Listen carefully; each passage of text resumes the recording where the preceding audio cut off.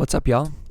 Welcome back to an ESPN NFL 2K5 franchise rebuild with the Miami Dolphins. We're at the end of season number 2, and unfortunately, we took a premature loss to the New York Jets, losing in the division round by a score of 23-21. Our MVP, Ricky Williams, could not do anything against them, and we're going to be watching from the sidelines as the conference finals take place. We've got the New York Jets facing off against the Baltimore Ravens and the Tampa Bay Buccaneers playing the Philadelphia Eagles. And after a quick click of the button, we see that the New York Jets, of all teams, are Super Bowl bound to take on the Tampa Bay Buccaneers. So we're going to jump right into our divisional round Sports Center.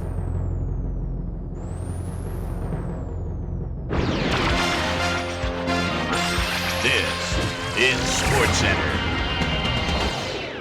I'm Chris Berman. Well, let's get straight to the action. In our first game this week, we had the Buccaneers walk away with a 6-point victory. We had a big injury in this one, and Trey has the lowdown for us. Trey? All right, Boomer, thanks. In front of you, we've got the AFC Infirmary report. And as you can see, they were hit hard this week. Derek Strait is probably the one that most leaps out at you. The diagnosis, a neck strain. He'll be out for the playoffs. In front of you, we've got the NFC list. And as you can see, they could form their own MASH unit. Antoine Winfield sticks out on this list as one of the more costly injuries.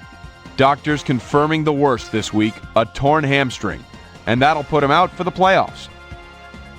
Now, on to even bigger news, as you may have already heard. Bobby Gray is done for the year as he's been placed on injured reserve, and as the quarterback of the defense, his loss will certainly be felt. So that'll do it for now. Chris, let's send it back to you. And in our final game, we had the Jets come away victorious. So before we embark on some serious Super Bowl hype, let's look back and dole out a few game balls for our primetime players from today's conference championships. 32 teams kicked things off back in September, each having this game as their ultimate goal. Only 2 teams remain. One team will stand alone as champions of the National Football League. I'm Chris Berman, and that just about wraps it up. Thanks so much for joining us here in the Bristol studios. We'll see you for the Super Bowl here on ESPN, the worldwide leader in sports. So Tampa Bay versus New York, the football Jets, are the matchup for the second season Super Bowl. And again, after the magic of simulation, we see an incredibly boring Super Bowl by a score of 10-3, a rock fight for sure. And the Super Bowl MVP honors going to Derek Brooks. He must have had a very impressive game. There was no SportsCenter available for the Super Bowl after this. We're going to jump right into our Pro Bowlers. Of course, Ricky Williams was first for halfback Pro Bowl voting by a large margin, nearly 100,000 votes. Not surprising, as he was the MVP. Chris Chambers barely gets in as the 4th receiver, just barely inching out Deion Branch and Hines Ward, so good job by Chris Chambers.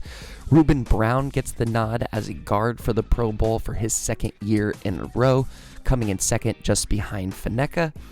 And then on the other side of the ball, we had both Reggie Howard and Sam Madison clocking in Pro Bowl appearances. You can see Poole and Reed down there at the bottom as well. That always happens.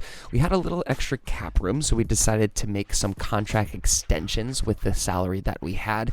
We go ahead and give Randy McMichael a little bit of extra money. That 1.6 will be wiped off the board next year.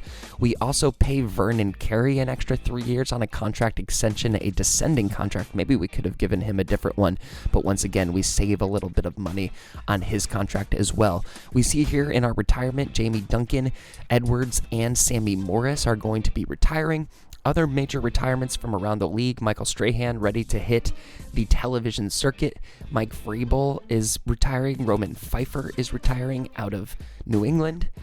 Vernon Green, Shannon Sharp calling it a career out of Chicago. John Lynch, the Hall of Famer, and TJ Houshmandzadeh are both going to be retiring out of Denver. Derek Brooks, after winning the Super Bowl and taking home MVP honors, is going to be hanging up his cleats. The legend Emmitt Smith is retiring out of Arizona. We also take Robert Gallery's contract and we extend it out. Now we're in the free agency signing period, so we grab him for 4 more years, 2 years. Again, he's a young guy, but we decide to pay him now. And then everyone else on this list, Chester, Freeman, Thompson, Snoop, and Jenkins, they're all going to get cut going into free agency. So now that we're in free agency, we get a little bit of insurance in our halfback room. We know that Ricky's going to start regressing soon, so we grab Tatum Bell for a 3-year deal. We also see that Antoine Randall L is available, and we go ahead and toss him a 5-year deal, $6.9 million, and he actually accepts that right away while Tatum Bell does not come on. So we grab Antoine Randall L. He's definitively now our number 2 receiver. We adjust the offer a little bit for Tatum Bell. We make it a front-loaded deal, give him a little bit extra on the onset. It's going to be a little bit more team-friendly as it goes, and Tatum Bell accepts this offer. So our 2 free agent signings are Antoine Randall L. and Tatum Bell. Now we're going to move on from free agency. We made no other moves from there, and we're kind of scrolling through quickly here, and we're slotted, I think, to maybe take a tackle or a defensive end or something like that here. But we noticed going through this that there were no quarterbacks listed here, 0 quarterbacks. So we decided that we would keep our first round pick and we would draft a quarterback. We really liked Montgomery here. His ratings were set to be in the 80s. There was one other guy, I think, that had better stats, but he was really, really slow, like speed in the 20s.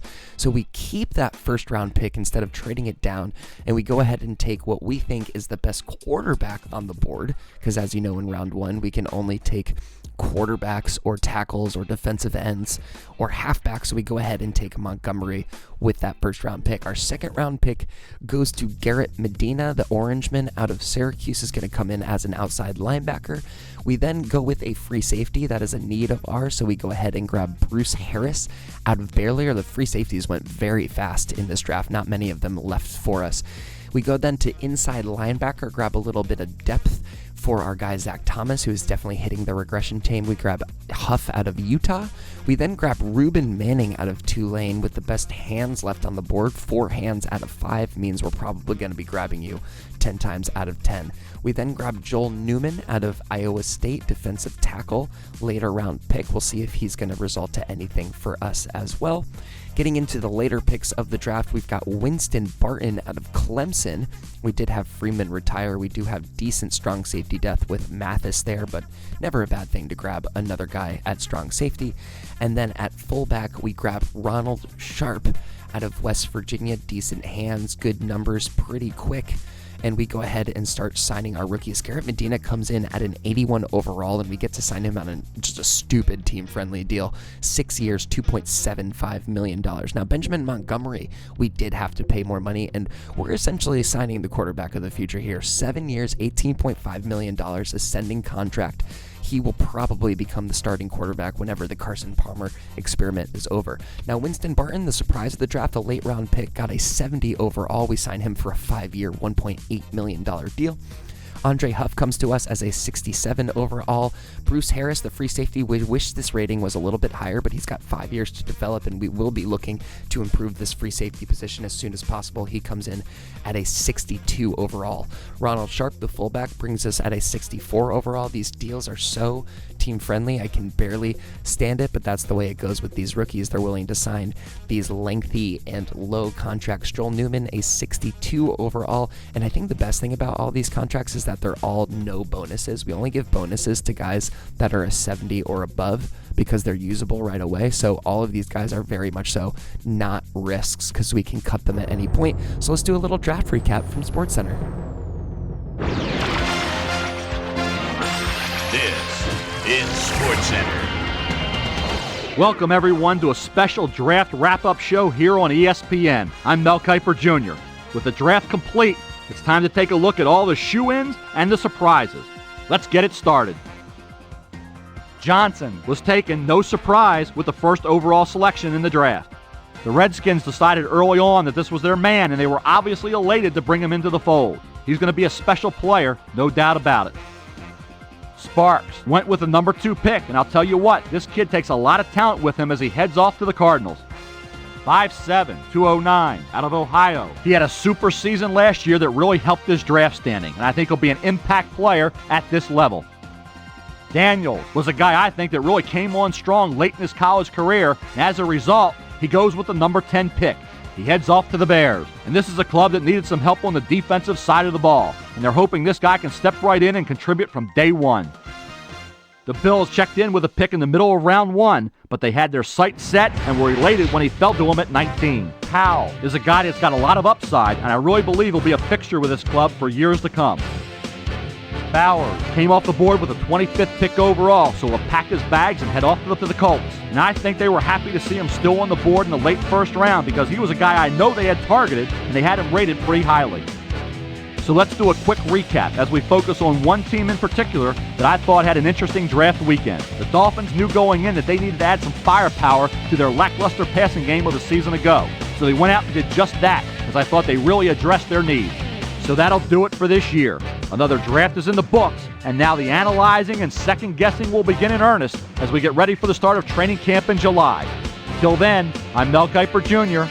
Thanks for joining us. All right, y'all, now that the draft is behind us, we're going to get right into the preseason action. We have the San Diego Chargers coming up first. We're going to head into the GameCast simulation. Let's see how we do in our first preseason game.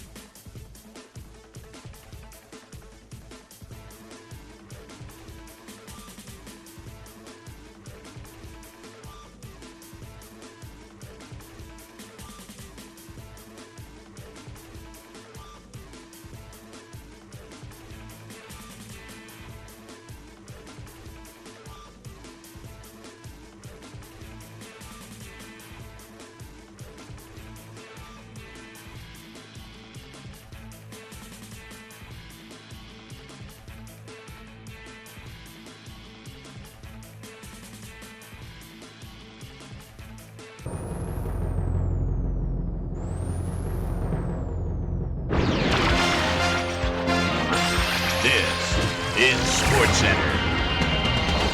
Hey, I'm Chris Berman. Got a lot of games to cover. Let's get at it. In our first game this week, we had the Patriots stroll away with a 14-point win. Delgado had over 50 yards receiving and helped his Cardinals beat the Texans. Right on the Mississippi River in St. Louis, we had the Rams get sent home with a 14-point loss. Up in Ford Field, we had the Lions get sent away with a 7-point loss. The Packers had over 100 return yards in their victory at the RCA Dome.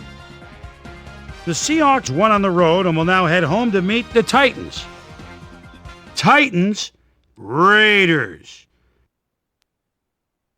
Billy Volek calls the signals at the 24-yard line. And a quick rollout. Boy, he has some time. What a bullet! Touchdown! The Titans win this one by the final score of 21-17. Keenan McCardell had over 50 yards receiving and helped his Buccaneers beat the Chiefs.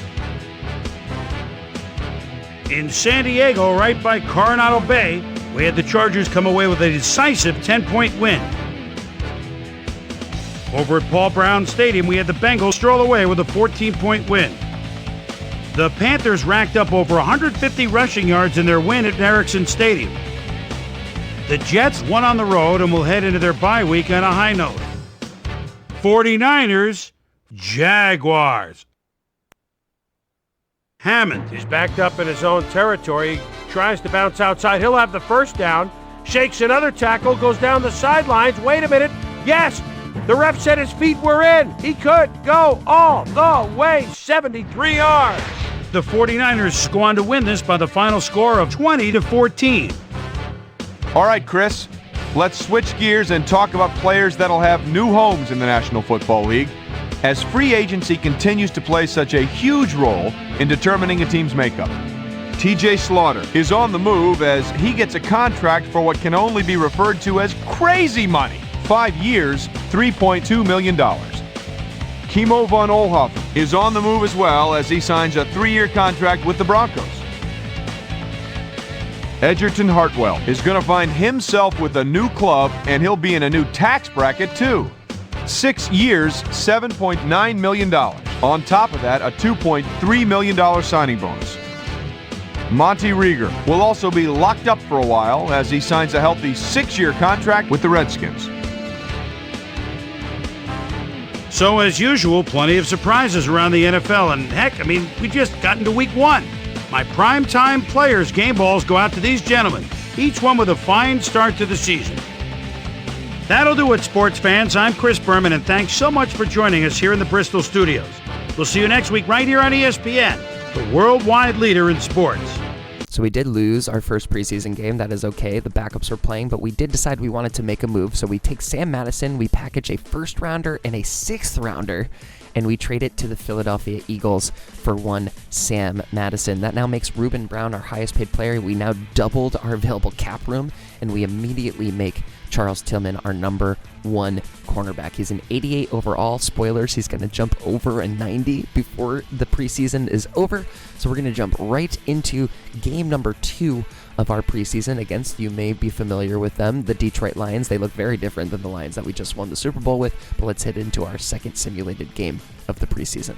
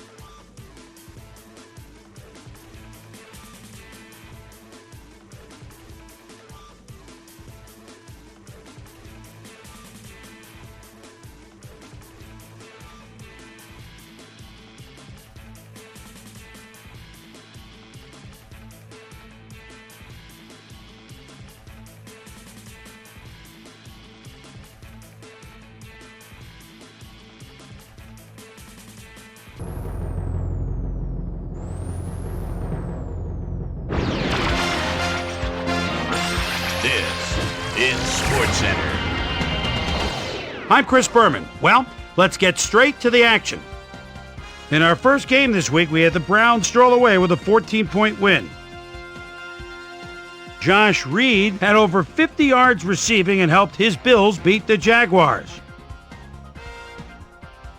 In the nation's capital, Washington, D.C., we had the Redskins come away with a 7-point win. Over at the RCA Dome, we had the Colts get sent away with a 7-point loss. The Saints defense came away with 4 turnovers in their win at New Orleans. The Dolphins won at home, but will take to the road next week to meet the Panthers. Texans, Chiefs. Johnny Morton salts. He's split out at the 14-yard line as they look to get 6. Makes the move toward the middle, and a nice catch at the back of the end zone for 6. The Chiefs win this one by the final score of 24-3. Way up in the northern plains in Minnesota, we had the Vikings come away with a 7-point win. Ashley Lilly had over 50 yards receiving and helped his Broncos beat the Raiders. Over at Gillette Stadium, we had the Patriots losing by 13. We had an interesting free agency pickup of note here. Trey's got the lowdown for us. Trey? All right, Chris, let's switch gears and talk about players that'll have new homes in the National Football League, as free agency continues to play such a huge role in determining a team's makeup. Olsen is going to find himself with a new club, and he'll be in a new tax bracket too. 6 years, $3.2 million. Travis Hall will also have a new address for a while as he signs a 4-year contract with the Chiefs. Brandon Whiting is on the move. Perhaps not for all that he thought he'd get, but a good deal nonetheless. 6 years, $4.9 million, plus a $1.4 million signing bonus. Mason will also be locked up for a while as he signs a healthy 6-year contract with the Redskins. The Panthers erupted for 400-plus offensive yards in their victory at Ericsson Stadium. The Cardinals won at home, but will take to the road next week to meet the Browns. And last but not least, we had the Titans come away victorious. So, 2 weeks into the books here on ESPN, here's my prime time performers for week number 2, and each is going to get a game ball. That'll do it, sports fans. I'm Chris Berman, and thanks so much for joining us here in the Bristol studios. We'll see you next week right here on ESPN, the worldwide leader in sports. It wasn't a big win, but it was a win regardless. We get on the victory board with a 10-3 win over the Detroit Lions. We're going to now head to Carolina to take on the Panthers, who are now 2-0 in this preseason. What's up, Deshaun?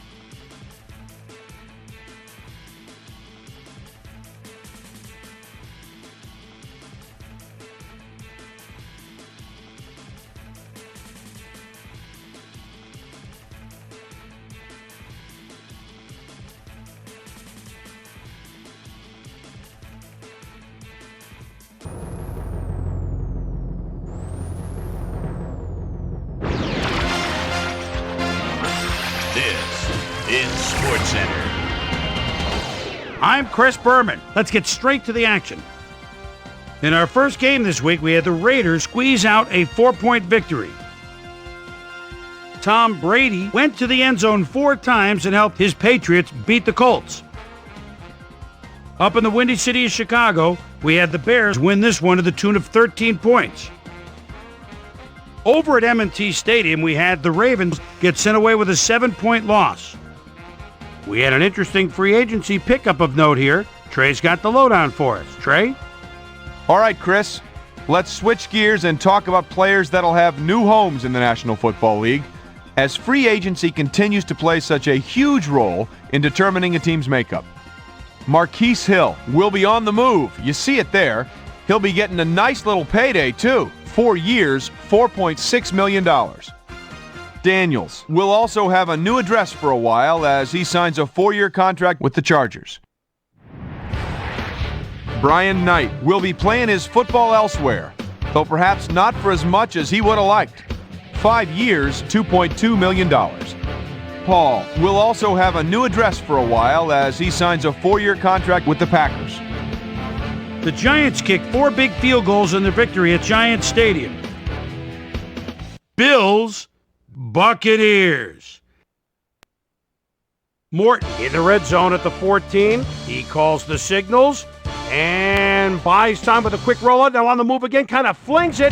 Oh, man, got the 2 feet in, touchdown. The Buccaneers go on to win this by the final score of 28-24.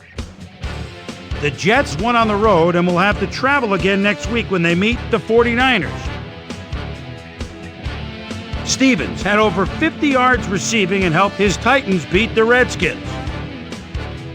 In the gentle climes of the Carolinas, we had the Panthers lose by 6 points. Over at the Cleveland Browns Stadium, we had the Browns end up on the right side of an 11-point game. The Falcons defense recorded 6 huge sacks in their win at Ford Field. Steelers, Rams. Lamar Gordon would certainly like to help his team get into the end zone. And he's set 7 yards behind the line of scrimmage. Now looks to bounce outside, does so, gets a block, touchdown, 10 yards. The Rams go on to win this by the final score of 20-14. And in our final game, we had the Bengals come away victorious. So another week in the books here on ESPN, but what do you say we hand out a few game balls before we go? Here's my primetime players. That'll do it, sports fans. I'm Chris Berman, and thanks so much for joining us here in the Bristol studios. We'll see you next week right here on ESPN, the worldwide leader in sports. So we get the win on an incredible last-second play by our draft pick, Ruben Manning. It was like a 70-something yard play. And really quick, I know we traded Sam Madison to the Eagles, but they cut him right away, and he was signed by the Chicago Bears. So heading into the bye week, we are 2-1. This is going to go straight into the bye week Sports Center, and then we'll come back with any news we got to talk about, and then our final game against the Minnesota Vikings.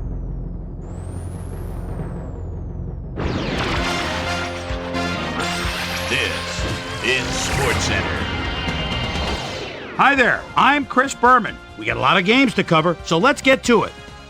In our first game this week, we had the Colts come away with a 7-point win. Joey Harrington went to the end zone 4 times and helped his Lions beat the Rams. We had a big trade also of note here. Trey's got the lowdown for us. Trey? Over now to news of a trade that might have some ramifications. Damian Woody leaves the Lions and will be on his way to the Titans, so he'll be asked to be a big part in what'll be a revamped offensive line. In exchange, they'll get a couple of guys in the deal, and here's the one drawing attention. Samari Rolle is just one of those guys you love to have on your team. He'll be an immediate factor for his new mates. On the east side of the bay in Oakland, we had the Raiders fall by 10 points. Down in Texas Stadium, we had the Cowboys come away with a 7-point win. The Chargers defense held their opponents to under 100 rushing yards in their win at Lambeau Field. The Giants won on the road and will have to travel again next week when they meet the Texans. Chad Pennington took to the air for over 300 yards and helped his Jets beat the 49ers. Off the Missouri River in Kansas City, we had the Chiefs come away with a decisive 10-point win. Over in the stadium, we had the Panthers come away with a 7-point win. The Saints defense got to the quarterback 4 times in their win at Tampa. The Browns lost a tough road game and will head into their bye week with a bad taste in their mouths. We had an interesting free agency pickup of note here. Trey's got the lowdown for us. Trey? All right, Chris, let's switch gears and talk about players that'll have new homes in the National Football League, as free agency continues to play such a huge role in determining a team's makeup. Reese is on the move, as you see, as he accepts a pretty good offer to leave his current club. 5 years, $3.2 million. Mitchell will also have a new address for a while as he signs a 4-year contract with the Ravens. Phelps is on the move as he gets a contract for what can only be referred to as crazy money. 3 years, $1.9 million. Smith will also have a new address for a while as he signs a 4-year contract with the Seahawks. Corey Chavis had over 10 tackles and helped his Vikings beat the Redskins. And in our final game, we had the Falcons come away victorious. So that'll just about do it. But before we go, I'm going to toss out a few game balls to my prime-time players. Each and every one of these men had a week to remember. That'll do it, sports fans. I'm Chris Berman, and thanks so much for joining us here in the Bristol studios. We'll see you next week right here on ESPN, the worldwide leader in sports. All right, so after the bye week went through, we decided that we wanted a little bit of extra depth at defensive end, a backup, if you will, for Ogunleye and for Jason Taylor. So we signed Tammy Bryant, 2nd year, really good pass rusher, 70 overall. He's going to be definitely getting some playing time, so the $1 million price tag is worth it. So finally, last but not least, we are 2-1, hoping to go 3-1 against the Minnesota Vikings in the preseason.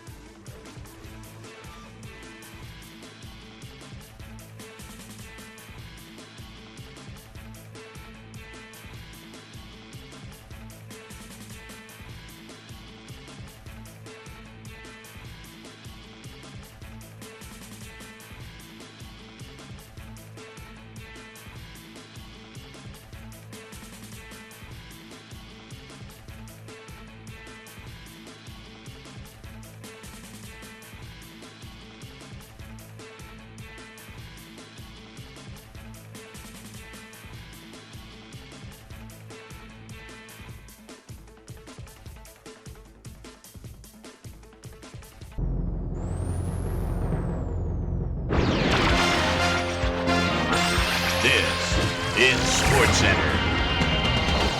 I'm Chris Berman. Let's get straight to the action. In our first game this week, we had the 49ers convincingly win by 15. Torrey Holt hauled in over 150 yards receiving and helped his Rams beat the Ravens. We had a big trade also of note here. Trey's got the lowdown for us. Trey? All right, Chris. Well, trades aren't quite as common in the NFL nowadays as they are in other sports, certainly. But we've got news to report to you on the trading front nonetheless. Leonard Little leaves the Rams and is on his way to the Broncos, so he should provide an immediate impact as an outside pass rusher. In exchange, they'll get someone to beef up their roster. Al Wilson is a guy that ought to be able to fit right in with his new club, and he should make his presence felt over time. By the coal mines of Pittsburgh, we had the Steelers get sent away with a 7-point loss. Down in Reliant Stadium, we had the Texans walk away with a 6-point victory. The Cowboys racked up over 150 rushing yards in their win at Tampa. Bengals, Bears. John Kitna calls signals at the 12-yard line. He's so dangerous, buying time, moves out of the pocket, fires, touchdown. The Bengals win this one by the final score of 26-23. Richard Seymour had 1.5 sacks and helped his Patriots beat the Packers. In San Diego, right by Coronado Bay, we had the Chargers put on a display and win by 21 points. Down at Pro Player Stadium, we had the Dolphins edge their way to a narrow 3-point win.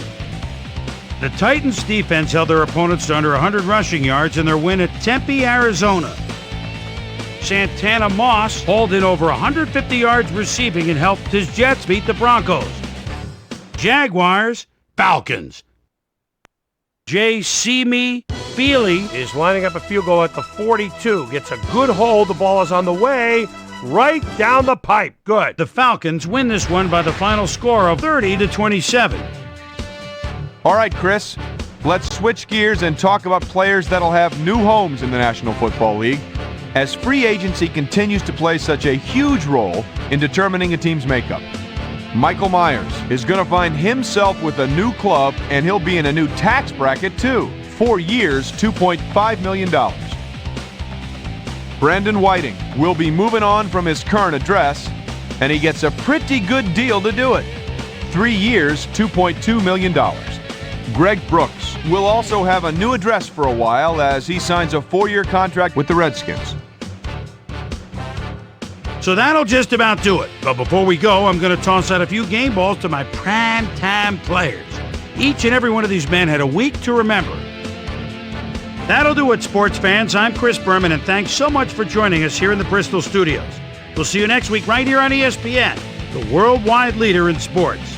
All right, a strong preseason for us, finishing 3-1. I just want to go over the other two roles, or the other two trades that went through. We had a trade Samari Rolle and Andre Wolfberg, and then also Al Wilson going from Denver for Leonard Little. That's a big shakeup in the league that's going to affect both defensive. So we went 3-1 in the preseason. Let's take a look at our regular season schedule. We open up at home against Indianapolis. We go to Cincinnati to play the Bengals. We've got Baltimore, Buffalo, New York Jets, and the Patriots. 3 NFC East teams in a row. That's always fun. We then go back home for the Seahawks. We visit Buffalo. We welcome Arizona before our bye week. We visit 49ers. We visit St. Louis. We come back home for the Patriots. We go out to Mile High for the Broncos. We play the Jets, and then we finish with the Steelers and the Cleveland Browns. So that's what we've got going on. We make a couple final roster moves here heading into our regular season. We cut Isaac Hilton. We're a little extra on defensive end. Thank you for your service, Isaac. And we also sign Angelo Parks. We noticed that both of our fullbacks couldn't block for anything, and Angelo's block number is an 86, so Angelo will be used in this offense. We also grab a little bit of depth. An unsigned rookie cornerback, Austin Drake, 68 overall. He's probably going to get some playing time for us. So we're going to go through our roster here as it sits at the beginning of the season. Carson Palmer is an 89, but Montgomery's passing stats look better than his already, so that's something to keep an eye on. Ricky Williams moves down to an 89. He is now officially underneath a 90 overall. Tatum actually took a little bit of a step back, and Travis Minor is a 66 overall. Conrad's a 74 and Sharp is a 68, and their stats are kind of redundant, and as you can see, that run block for Parks is a 86, so we're actually going to be putting Conrad on the trade block to see if we can improve our defense. Antoine Randall L moves up to an 81 overall, so we'd love to see that. Ruben Manning's a 63, and that catch number, 89, is going to make him our slot receiver. McMichael's now officially an 82. Moss getting much better, and his run block is a 77 overall, making him a 77 overall, so he'll get a lot of blocking time as well. Dixon is officially in the 90s. He's got 80s for both blocking numbers. We'll be putting McKinney on the trade block as well, since we don't need to be wasting $1.58 million on him. Ruben Brown is an 86 overall. Vernon Carey continues to improve. He's now a 79 overall with that new contract, and he's got better pass and running block numbers. Gallery and Smith are our starting tackles. I don't think Pape is going to stay on the roster for very long. Torres is the guy that we drafted, so I'm probably going to favor him over Pape. Olindo Mari continues to be a competent kicker, 83 overall. We still got 4 years left on his deal. I don't see any reason why we would get rid of him. And Turk is a 70 overall, 1 year left. We'll probably be looking at drafting a punter as the next season comes around after this one is over, not to be looking too far ahead. At our defensive tackle spot, we've got Bowens and our drafted guy Perkins. One's the run coverage guy, one's the pass rushing guy, and then Newman is on the bench as their backup. Taylor's now also underneath a 90 overall. He's an 88. Ogunleye is an 86. Then Bryant is actually improving. He becomes a 74 overall. Thornton backing them up. Medina coming in as our best overall rookie, 85 overall. Immediately going to become the starting weak side outside linebacker. Greenwood is definitely someone we want to hope to improve. Huff is looking like the young Zach Thomas. Those tackle numbers and those run coverage numbers are looking very, very similar, so hopefully he can continue to grow underneath the veteran. You can see here Drake is our third best cornerback, so he's going to be taking over that nickel slot, and Charles Tillman, 92 overall. You'll love to see it, and Howard should be a solid second option. Barton, the surprise of the draft, is 73, backing up Mathis, who's an 85 overall, so another draft pick of ours, a strong safety, doing very well. And Harris did improve a lot. He's a 67 now. His stats are going in the correct direction. Hopefully him being a starter will not bite us in the butt too much. And that's going to do it for the preseason of Season 3. So we've got our 2006 season coming up. If you've made it this far in the video, thank you so much for watching. Leaving a like or a comment really, really helps me in the algorithm. And if you haven't already, smash up on that sub button. We're going to be playing more Miami Dolphins games ASAP. Thanks for being here regardless, and as always, we'll look forward to seeing you on the next one. This is Peanuts 24/7 signing out.